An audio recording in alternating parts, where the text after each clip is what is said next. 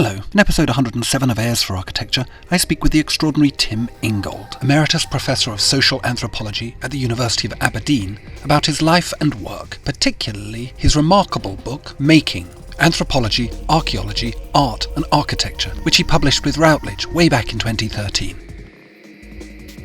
Heirs for Architecture, a podcast about architecture, buildings, urban culture and space. Hello and welcome to another episode of Heirs for Architecture. I'm talking today to Professor Emeritus Tim Ingold. Tim, before we introduce and get to your work, would you be so kind as to introduce yourself? Yes, my name is Tim Ingold, and I'm speaking from my home here in Aberdeen. I'm Professor Emeritus of Social Anthropology at the University of Aberdeen.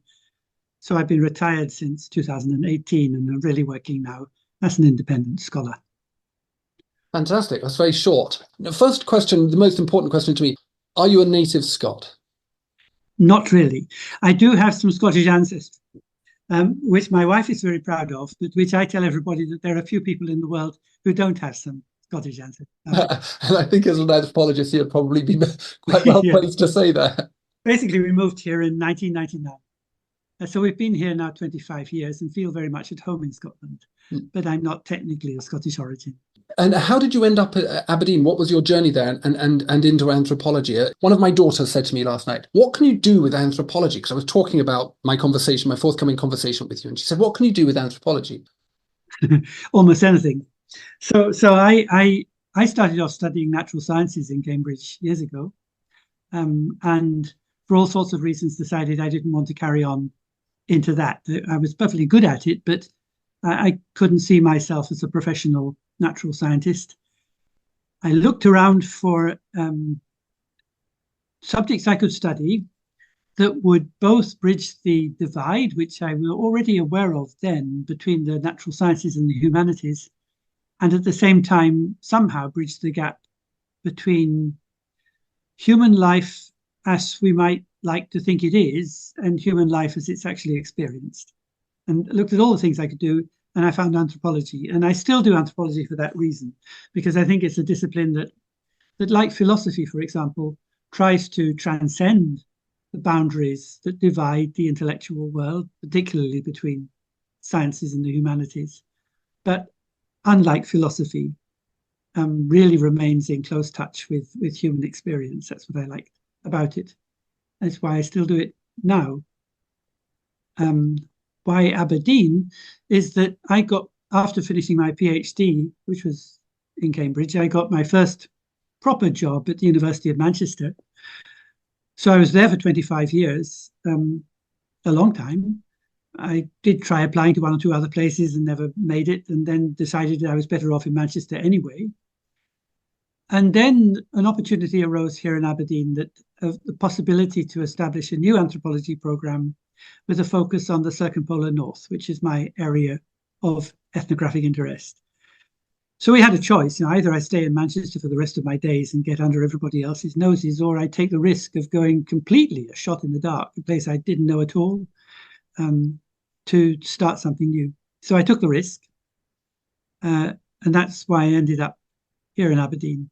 And I did establish a new program and a new department, and I'm very proud of it. So that's the story. Yeah, it's wonderful. And you touch on that in the book. That I was looking around in the library for works on anthropology and architecture. And I was for a student of mine in the master's program here at Kent. And I was just doing a little Google library search, and your name popped up. And this particular book that you published in 2013, Making: Anthropology, Archaeology, Art and Architecture, which you published with Routledge. And I wish I'd read this book many years ago, because as your description of anthropology suggests, it sort of ties together a lot of themes from philosophy, design thinking, context, and in a way ethics as well, I think, that make a lot of sense of a lot of things that are kind of complicated for architects. But I was wondering, perhaps you could talk about this book a little bit, because it's not a normal book. No. In the sense that of its origins and its production. No, it's very much not a normal book. First of all, just on your point about looking for books on anthropology and architecture, one of the things behind this is that there's a huge literature on the anthropology of art and hardly anything on the anthropology of architecture. And nearly all that there is studies of architecture. In other words, they're treating architecture basically as buildings. An anthropologist then comes along, looks at the buildings in a particular society or part of the world, analyzes their structure, meaning, symbolism, and so on. But they're not thinking of architecture as a discipline of study. And I felt what I was trying to do in the book was to find a place where anthropology, architecture, also archaeology and art meet as disciplines, not as works, but as disciplines, as subjects of study. And the origins of the book lay originally in the fact that whilst I was still based in Manchester in the 1990s, more by chance than by design, we had a bunch of research students who all happened to have backgrounds in either art or architecture. And they'd moved into anthropology or coming to do PhDs in anthropology, having had some previous training or professional experience in art and architecture. So we set up a very, very informal seminar, the Art, Architecture and Anthropology seminar in Manchester, and met a few times and found that we were getting stuck just sitting around a seminar table, that we had to be doing things. So we started doing practical things and having our discussions at the same time. We did all sorts of things, and it was a bit crazy, but we discovered that the quality of the discussions we were having was completely transformed when they were carried on alongside something practical we were doing. And so then when I moved to Aberdeen to take up my position there in 1999, I was establishing a new program, and I was determined to keep going with this. It seemed very promising. Alongside, at the same time, I was setting up this program with a focus on the ethnography of the circumpolar north, which was another bit. But I also wanted to carry this on. And it eventually led to the establishment of a project together with the Jordan and Duncanstone College of Art and Design in the University of Dundee. Was called something like Knowledge is Understanding in Practice, looking at the relationships between anthropology, architecture, and art. And part of what we were doing in that project was collaborative between our department and the Duncan of Jordanstone College in Dundee, was to look at the way in which art is taught and architecture is taught in studio contexts, because there's a very different kind of teaching than the standard kind of academic teaching that we would deliver to students in anthropology. So I thought, just as an experiment, as part of that project, I'd try and design a course that would bring studio-based ways of teaching, which are familiar in art and architecture, into the anthropology context, and teach anthropology as if I was teaching art or architecture. And I didn't know much about teaching art or architecture, but I set up this course, and that's basically the 4A's course, which started, I think, in 2003, if I remember right. Maybe I've got my dates wrong, something like that. Which was called the 4A's, standing for Anthropology, Archaeology, Art, and Architecture.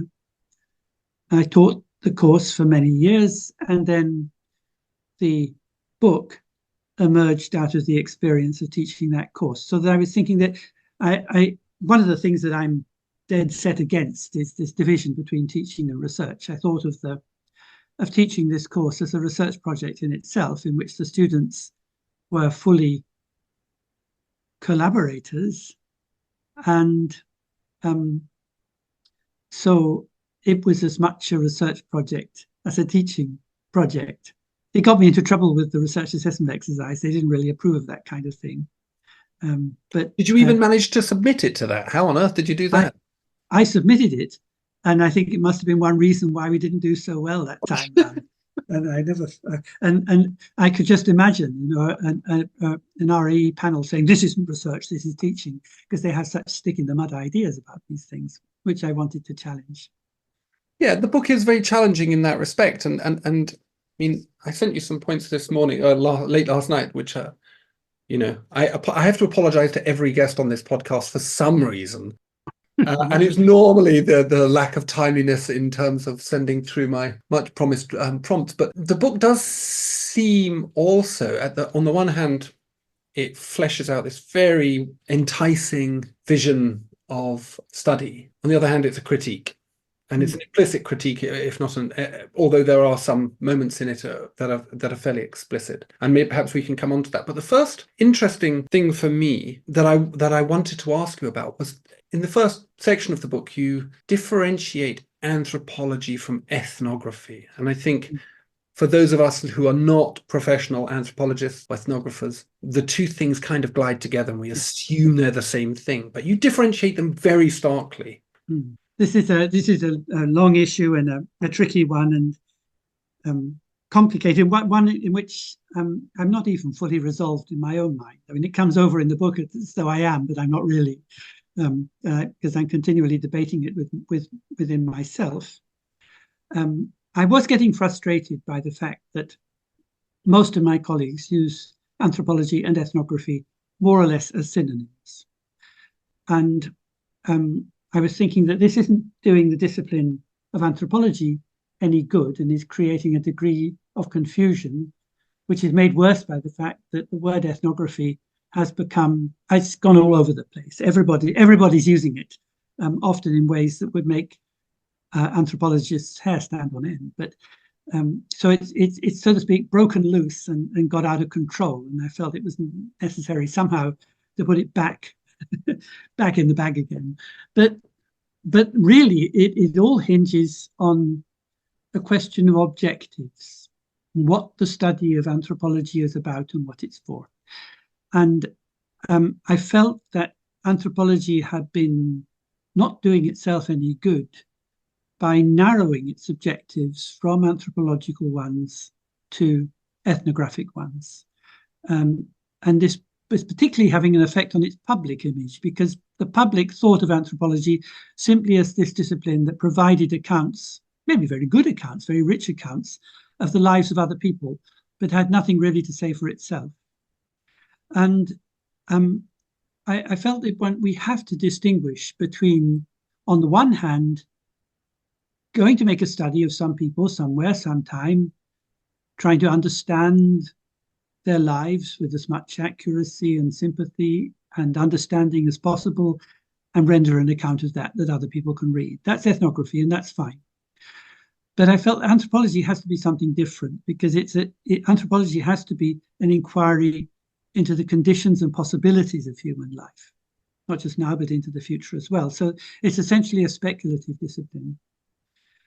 And I didn't think it was right to draw on ethnographic studies in order to produce this inquiry of the conditions and possibilities of life simply through a kind of positivistic generalization, where we have all these studies, and if we compare and contrast this or that, generalization will fall out. I felt that's not a good way to proceed, intellectually or ethically for that matter, and that a lot of ethnography used in that way is still rather colonial in its form. And we'll go and study these people and get some data and write them up, and then they'll become part of our comparative inquiry. So I thought we really needed to distinguish between these two objectives. The ethnographic one, which is in the end largely descriptive, and the anthropological one, which is in the end speculative. And because it's speculative, it means that it does put anthropology within range of other speculative disciplines, including, of course, architecture, which is also speculating about the possibilities of life in the built environment. So that's why I felt that we could produce a workable alliance between anthropology and architecture, and also art, but not between ethnography and architecture, because they have different sorts of objectives. Now, I have been a bit ambivalent about all this, and still am, partly for reasons of academic diplomacy. I've had to take the line that it's not that one is any better than the other. There's anthropology and ethnography, and they just do different things, and we need to recognize the difference, and then we'll do better. We'll be better at both of them if we recognize the difference between their objectives, but that they're complementary. I say that so as not to turn away all my colleagues, but there's another side of me that says that really anthropology is what I do and value doing, and I would say that its objectives are more urgent and more important than the ethnographic one. That was still incredibly diplomatic. I was expecting some kind of academic bomb to go off. Even that being said, there does seem to be an implication of a certain not just a preferencing in your own work, but also as an instrument of social study, particularly as it pertains to these imagination-based activities of art and design and architecture. And I'm very interested that archaeology gets mixed in with us as well in your book. But it does seem to me that out of context, something like ethnography, and as you say, it's gone everywhere like a virus. Out of context, it actually becomes quite problematic in that it does sort of instrumentalize, quote unquote, the other, which by your descriptions of anthropology in the beginning sections of Making is sort of impossible with anthropology. If you do anthropology properly, and as you say, with sympathy and kindness, it's actually not possible to produce those kinds of effects. Is that right? Is that fair? Well, sort of. I mean, the difference is that with anthropology, there's this mantra, taking others seriously. And the thing about anthropology, in my understanding of it, is that we're treating our interlocutors, the people we work with, as colleagues, that we're in the same boat, we're trying to work things out, we're having discussions and trying to learn from one another in order to try and answer, although we can never answer it, this basic question, how to live. This is the question that concerns everybody. So we're having discussions about it. And it seems to me that the most important thing we can do in anthropology is to bring the wisdom and experience and know-how of people all around the world to bear on this question, how should we live? That's the key anthropological question, and it's an ethical one. So in doing that, we're essentially making the whole world our university, a place of study. And so one of the things that I've been trying to do through this whole anthropology, ethnography thing is to try and break down the walls of the academy. So as we don't have to say that conversations we have with people outside the academy are of a fundamentally different nature from the kind of conversations we have inside the academy. Inside the academy, we talk to our teachers, to our students, to our colleagues. We have discussions about the subject and so on. But we wouldn't say that we were doing ethnography on our students, or if I go and sit in the lecture of a professor, that I'm doing an ethnographic study of the professor. But that's what we do often when we go outside the academy. And my worry has been that the way in which ethnography has been used is part of a strategy for policing the borders of the academy. And where I do get angry is where you find people doing this who also profess to be big advocates of decolonizing the curriculum, because it strikes me as downright hypocritical. Yeah. And I suppose where you use academic, you could also use architect. Yes, I could. Yeah.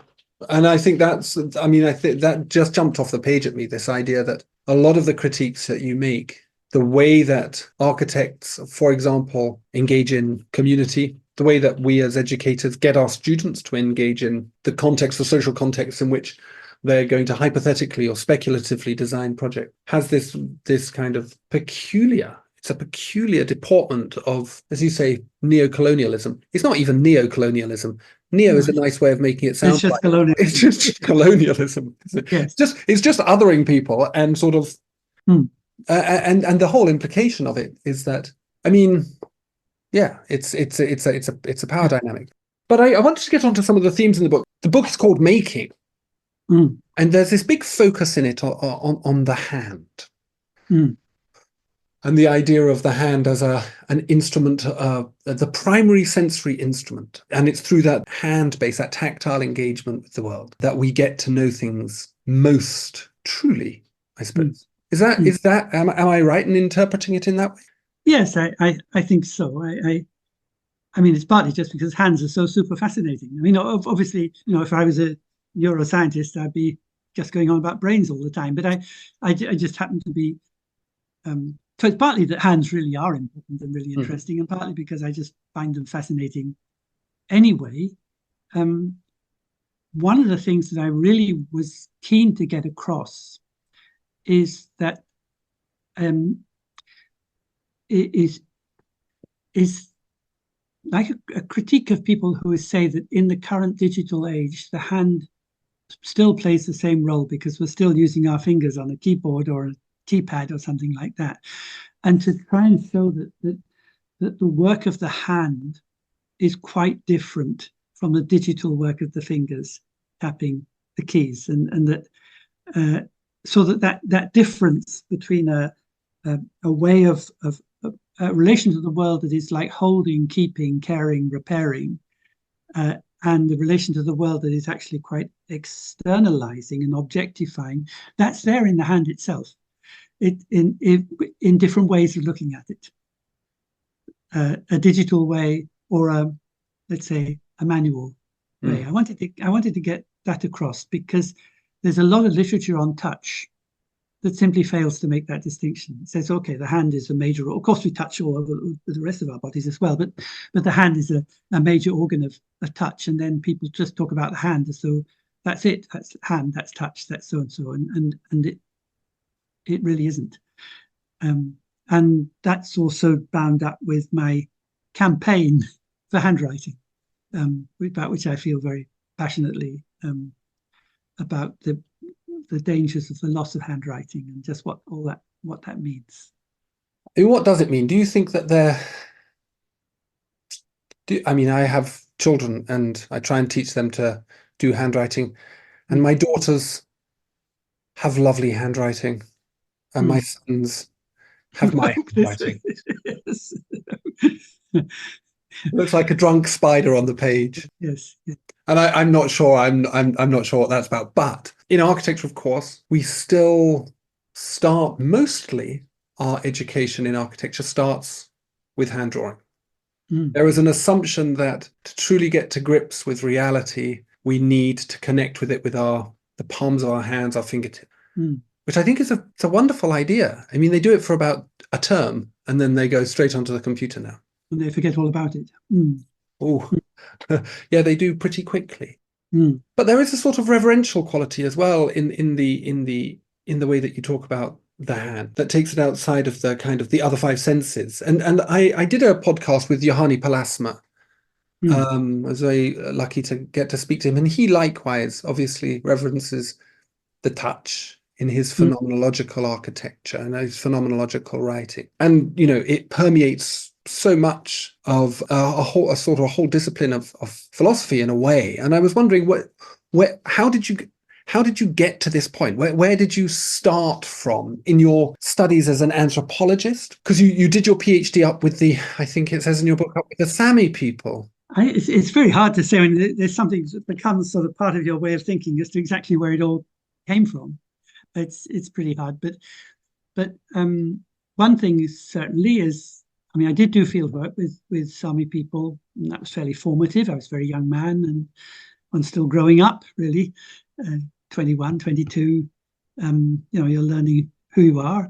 And if you spend a lot of time with people who are living a certain kind of way of life, and I learned an enormous amount about myself and about the world through being there, as anthropologists do. And and there were lots of things for which one had to use one's hands in day-to-day life up there.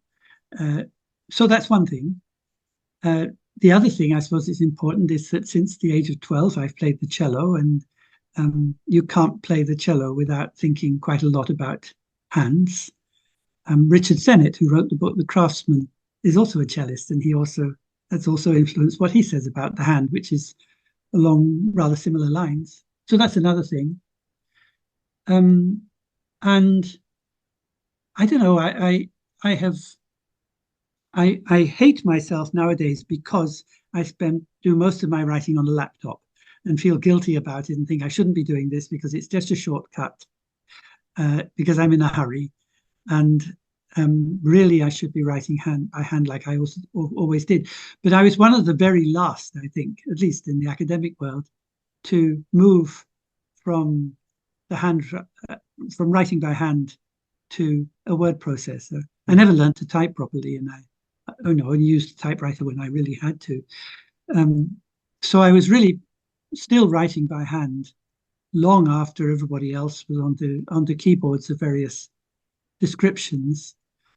And I still feel that it makes possible a direct communion between me writing and whatever it is that I'm writing about, which just cannot be obtained with any kind of keyboard or any kind of digital system.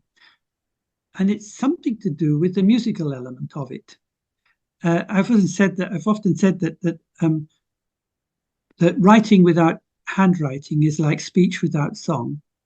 If we couldn't write by hand, it's like we'd be imagining a society in which singing had become forbidden, or in which it couldn't be practiced. All you get is basic chunks of bits of meaningful sound, but no music. And still, when I write, the sound of the writing when it's spoken is critical. I always read something to myself, and I've written it, and if it sounds okay, if when I read it, something doesn't sound right, the rhythm is wrong somehow, or something's gone wrong with the prosody, then I know there's something that has to be fixed. So there's a certain kind of musicality in it, which for me is the mark of all good writing, and which I aspire to, although it's very difficult. It's a very nice idea. And there's that moment in the book where you describe how during one seminar you attended, or workshop you attended, there was, I can't remember the name of the workshop lead, but you were asked to dance your name. Oh yes, that was Maxine Sheets Johnson. Yeah. And you danced a rhythm, which you described very nicely, which you then realized modeled the rhythm of my signature, of your signature, which I thought was quite interesting. No, it was interesting to me too. It was something of a discovery. I think it's what Maxine wanted us to discover, but that it was so much a part of who you are, a certain rhythm of movement, which is in your name, in the signature, and then you asked, yes, when she asked us to dance the name, that's what I kind of automatically came up with. I really like it because it seems to suggest that there's a kind of borderlessness between the states of the various things that we differentiate, and there's almost a mystical quality to everything, which your book does, in my reading of it, certainly does seem to not only start to question or strongly question these disciplinary boundaries, which have not proved to be particularly fruitful for the enterprise of helping people lead more meaningful, better, happier lives. But there's a general kind of attitude, as far as I can see, to kind of begin to question boundaries, full stop, and the distinguishing line between this and that. Yeah. When I started teaching this course, and I thought initially, it will be an interdisciplinary course. We got these 4 things: anthropology, archaeology, art, and architecture. And the point was to build bridges between them. But it soon transpired that there weren't any bridges to cross, really. And I was putting together things like lists of things for students to read on such themes as design or making or lines or perception, or there's various themes that we were covering. And so I put together a list of readings, and some of them happened to have been written by anthropologists, and some by archaeologists, some by architects, some by artists. And I sort of figured they were all talking about the same basic issues, like what's the nature of design, or what do we mean by materials, whatever it might be. They're all talking about these things. They could communicate amongst each other very well because they were talking about the same things. And whether the guy who was writing it happened to be an anthropologist or an artist or an architect or an archaeologist kind of didn't matter. And what I realized was that I kind of found, it wasn't that I was trying to make a bridge between four disciplines. I kind of found another discipline, which wasn't any of these, but something else in between, which was very nice. It meant that, okay, we could work on this thing that we're calling the 4A's. It's not a hybrid. It's something of its own. And that was very exciting to discover that, actually, for the students as well, I think. Yeah, I can imagine so. There are sections in the book which, at least beginning, chapters in the book that sort of position themselves as having a particular focus. Bodies on the Run, for example, or Round Mound and Earth Sky. And I was interested in particularly this issue around architecture. And you differentiate in the book between the architectural act of designing. And you quote, now I can't remember his name, the great Portuguese architect, Alvaro Siza. Yeah, Alvaro Siza. And you quote him, he talks about the serious act of building which occurs when the residents embark on their daily struggle. And I stick to use the building. I would like to understand that a little bit more. Obviously, from an anthropological perspective and from a person who has spent time, particularly with indigenous communities or communities that have less bureaucratic organizational governance structures, I don't know how to describe them, people not like us, I suppose. There is perhaps a less defined professional idea of what an architect is. But I just wondered if you would unpack that idea a little bit better. Not better, obviously, than in the book. I suppose I should start from the point that I'm not an architect and have no architectural training and have no investment in architecture as a profession, as many people reading the book would have. So I don't speak from, unlike somebody like Juhani Pallasmaa, I don't speak from my experience as an architect because I don't have any. And in fact, I bumped, like as often happens with me in other disciplines, I bumped into it more or less by accident. And I was writing this stuff. This was before a bit after. But I was writing these things, and people were saying, "Don't you realize that's architecture?" And so, in other words, I didn't purposely set out to do interdisciplinarity and say, I am going to link anthropology and architecture. I just found that I was doing my anthropology and people were saying, oh, that's architecture. And that I kind of bumped into it by accident. So that the view I have of architecture is probably not one, it wouldn't be one that's founded in an architect, founded in the experience of somebody who is a professional architect with architectural training, put it that way. It's rather founded, I should think, in a more general commonsensical understanding of what architecture is. And the same happened with design. I mean, I got interested in design a long time ago, not because I was interested in design as a profession or knew anything about it, but because I was trying to figure out the relationship between cognition and action in human performances like tool making. And at that stage, I mean, I don't believe this anymore, but at that stage, I was arguing that the thing about humans when they make tools is that they figure out a design in their heads and then they implement it. And therefore, when we're talking about design, it must have to do with some sort of particular cognitive capacity. Of course, I spent much of my life then showing how that's actually completely wrong. And making is an argument against that whole idea. But I got into design not through thinking about what designers do, but through thinking about what the general capacities of a human being are, which is an anthropological question.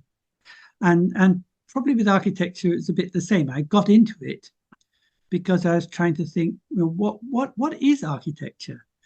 Not from the point of view of an architect, but from the point of view of thinking, what are the conditions and capabilities of human beings? So it started from that, and then sort of ran into more and more engagements with people who are actually doing this stuff and reading literature and so on. And then, of course, my ideas changed quite a lot along the way. You mentioned earlier this idea of the architecture as a speculative enterprise, which is true, and it's something that I try and promote amongst students I teach as well. But the notion of design that you've just described there, that you now say you reject, and I'd quite like to understand this a little bit better, is that there's one branch that sees design as a thing where there is a clear vision, a blueprint for the future, which you work towards. And actually what you're finding is that design is an action, is the product of a making process, a sort of unfolding, something that is revealed, always imminent, never complete. Is that right? Is that right? That's it. And I mean, the problem that I'm trying to find there's a particular sentence in my book, I know, where I've tried to put this, but I can't find it now. But the problem is, how can we possibly understand the meaning of design in a world that is never complete and always under construction, in and through the work of people who are actually living in it? How can if we take that view of the world, the world is something that is continually being created and coming into being in and through the activities of all the people and all the animals and everything else who are living in it. If we take that as our premise, then what on earth can be the meaning of design when it seems to presuppose a beginning and an end? That here's the design and here's the design implemented. And this is the problem. It looks almost impossible to resolve.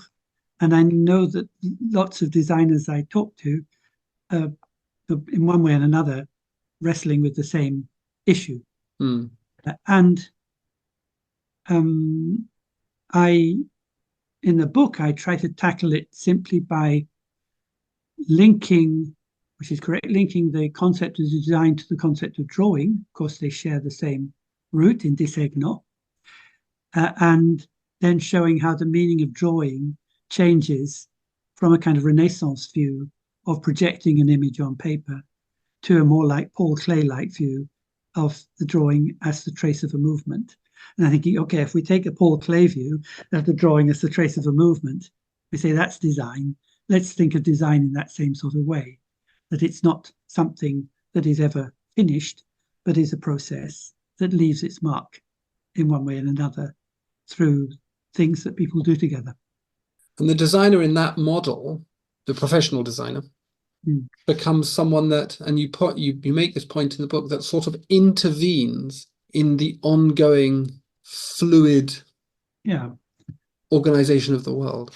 That's about it. I mean, you could take your analogy, I don't know, suppose that you're planning a dinner party, and you're laying the knives and the forks and the glasses and the plates on the table, but you want to do it really well. So you bring in an expert on dinner parties, and they help you say, well, you should be putting the plates here, and it looks much neater. Let's just straighten out the cloth a little bit here and do it really, really nicely.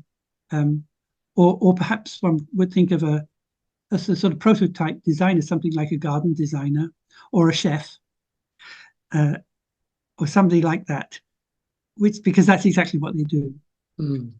They're intervening in a very vital process. I mean, chefs, the process is all this cooking, which is continually transforming materials, and they'll continue to be transformed when they get onto the table and then get eaten by the guests. And the garden, again, everything's growing all the time. It's never, doesn't stop still for you. So as a designer, the only thing you can possibly do is intervene. I mean, if you're a garden designer, you can't sort of imagine, well, we'll start with nothing and then we'll just put the garden there, because all you can do is intervene in a process which is going on, which all the plants sometimes have their own ideas about what they want to do. And so architecture in this idea is, as you say, it happens once the building has been completed in a strange kind of way. That the job of the architect is to curate that material process, that transformative material process, so that good dwelling can occur.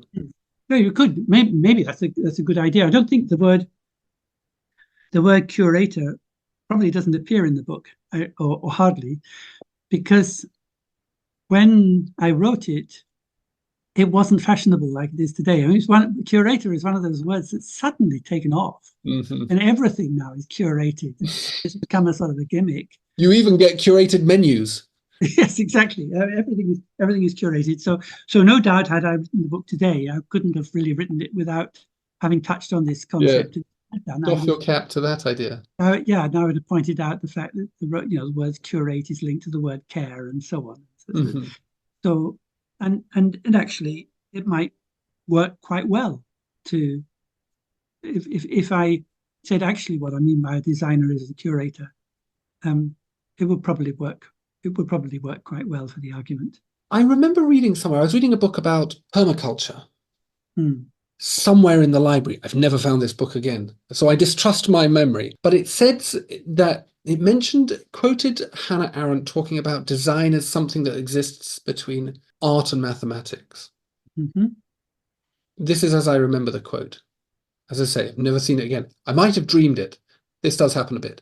But I found it incredibly enticing because I think there's a kind of, in the modern epoch, there's been this idea around design as something that's technical, rational, calculated, quantitative, turning circles and emission levels and technical performance, structural performances of materials and stuff. And then there's the other side of it, which is that it's about poetry and love and looking slack-jawed at the moon and so on and so forth. And so those two ways of thinking about it can kind of seem very difficult to reconcile. Is it an art or is it a science? Where does it sit? What defines it? And then you get all of this kind of critical discourse around academia and the way that we train architecture students, which is like, these are too techie or these are too artistic and they're no good. But this idea that it's a totally distinct thing, it's quite exciting to me. And I was wondering how, given your idea or the way that you describe design as something that is a sort of intervention rather than a distinguishable activity, I was wondering how you would define it, how you would define this activity of design. I think it's almost indefinable.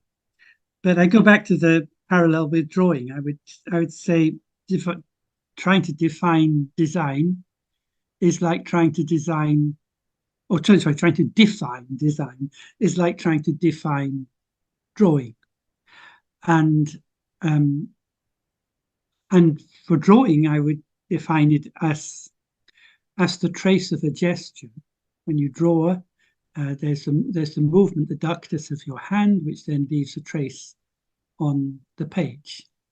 And it seems to me that if we could think of design in something like the same way. In the book, I characterize the designer as a dream catcher.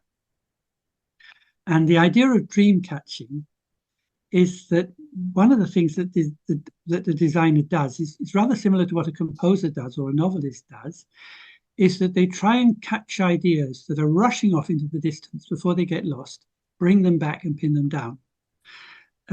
And I imagine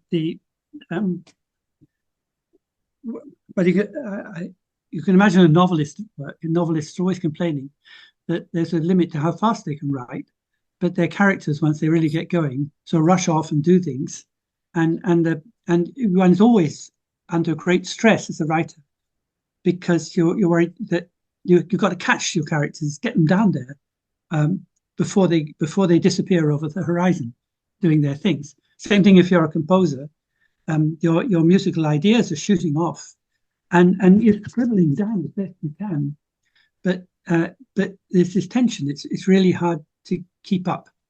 And Alvaro Siza says exactly the same thing about the architect.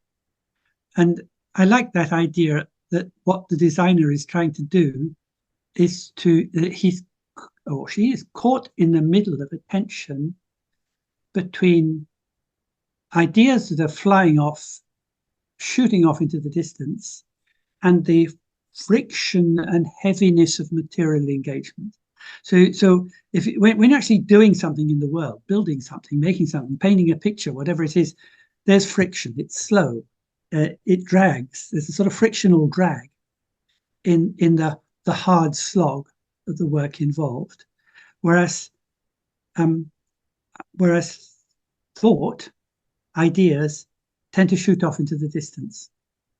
I know that when I'm writing myself, it's very, very stressful to write. And then I think, what is it that makes it so stressful? And it's precisely that feeling all the time that you just got that idea and it's gone.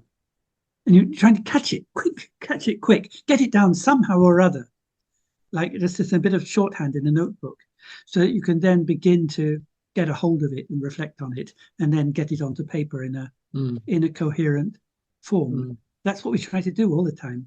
And I think that's a good definition of the conundrum that designers are caught in, and architects. I just want to finish on one last question for you, I suppose. And again, you're not an architect, but you might be an architect. We are now very unclear about this. The idea that there's this indistinctness that creeps in to the practice of making buildings through your interpretation, and through Alvaro Caesar, of all people's suggestion that buildings don't really exist until they exist. I mean, it is a question that I've actually posed to students in the theory course that I run, is that sort of at what point does architecture happen? Because if it's just a drawing, is architecture just drawings? Is that all architecture is? Or is it even drawing too late? Does architecture happen even before the page? Because it certainly isn't the building, because builders make buildings, and planners and clients, these people might make the architecture. So it's quite an interesting problem, and it helps it make it a less distinct enterprise. But my understanding is that practicing architects have to be jacks of all trades in a way, and you have to be able to keep track of and understand an awful lot of things at once. They're all coming together into something that we then call a building. So maybe they could be comparable in some ways to an orchestral conductor. And if you're going to conduct an orchestra, you've got to really understand the different instruments, how they work, how the players relate to the music in the ways they have things they have to do with their instruments and so on. And then try and find some way in which you can piece all that together to produce something that looks vaguely coherent, or sounds vaguely coherent in that case. And I think probably the architect is doing the same sort of thing. They're having to orchestrate a huge number of different processes involving people with different skills, using completely different instruments, knowledge and experience, which is in many ways are incommensurable with one another, but nevertheless to try and pull them all together into something that at least has some measure of coherence to it. I think that's what it is. Yes, I've seen architects working at scale. I was thinking of Patrick Lynch. He took me around a site of his building a massive, great big building in Victoria in central London. And it's like being a conductor of an orchestra, but unlike a conductor of an orchestra, if it goes wrong, lots of people die, which can't be the same said. Yes. Can't be said if the oboes come in too early, unless they come in way too early and there's a riot. Yes. And if things go wrong, you are subject to litigation. Yeah, exactly. But I was wondering about this kind of much more holistic, much more synthetic vision of kind of cultural and material culture, cultural production, material culture. And I find it very enticing, but it doesn't seem to me to be possible to work at scale like that. And if the modern project has done anything, it's allowed for massive urbanization, which has materially improved the lives of uncountably large numbers of people. How does a perspective like the one that you articulated in making, how does it scale? Does it scale? Is the point to descale? Not like a kettle, but like to. No, I understand. I don't think. I mean, in all honesty, I don't think it really does scale. If anything, it's trying to get over the whole issue of scale, because in a standard view of scale, there's a nesting series in which small scale things nest in larger scale things, which nest in larger scale things, and so you go up the hierarchy from the little bit to bigger, bigger, bigger, bigger, bigger.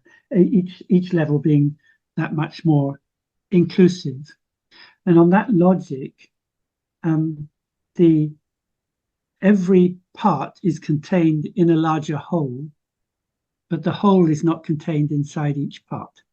And if there's one thing I was wanting to get across is under this label of holism, is not everything should be considered as a whole, but rather that everything you look at, as you might say on a small scale, actually enfolds within itself the everything. Everything is there inside anything.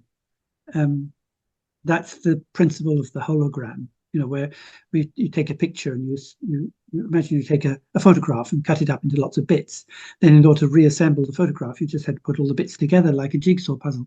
But if you suppose that every bit actually had the whole picture, but simply reflected from one particular point of view, then you assemble the hologram by putting all those different points of view together. But each particular already contains the whole inside it, enfolded inside it. It's like, imagine that you're on a shingle beach, but every pebble was a crystal ball. It's something like that. So in some ways, I'm trying to. It doesn't really solve the problem because it's hard to implement that kind of view in a practical way. And once it comes to actually doing things, it's hard to do things except through a logic of scaling up. And I think you're right that the view I'm adopting is what in anthropology we would call a relational view. And it's very difficult to accommodate that within metrics of scale. But I guess that's not to go back to what you were saying at the beginning, that's not the function of the discipline. To differentiate again, to go back to that difference between ethnography and anthropology. The function of anthropology is to, and how did you put it? Understand. Inquiry into the conditions of life. Yeah. An entire inquiry into the conditions of life. It's not an answering. No, it's a questioning. And I would think of if architecture is a discipline on a par with anthropology, as I conceive it, then one would have to think too that really the architect is someone who is asking questions of the world in order to try and find possible answers, which means that everything the architect designs or makes is in the nature of an experiment, not an experiment in the natural scientific sense of testing a hypothesis and getting results, but an experiment in the sense of let's try this out and see what happens. I think if every life lived really is an experiment, it's an experimental approach to the problem of how to live, and we can treat every life as an attempt, as an experimental attempt to do that, and that's why we can learn so much from looking at how people have what people have tried out and what the results were. Brilliant. That's a wonderful point to finish on. Thank you so very much, Tim. I greatly enjoyed that. Okay, good. Me too. Anthropology, in my definition, is philosophy with the people in. So wrote Tim in his book Anthropology, Why It Matters in 2018. Or maybe architecture is building with the anthropology in. In any case, thank you to Tim for taking the time to speak with me. Please do look up the book. It's a remarkable piece of work, and links to it and to Tim's website are in the podcast description. Thanks for listening.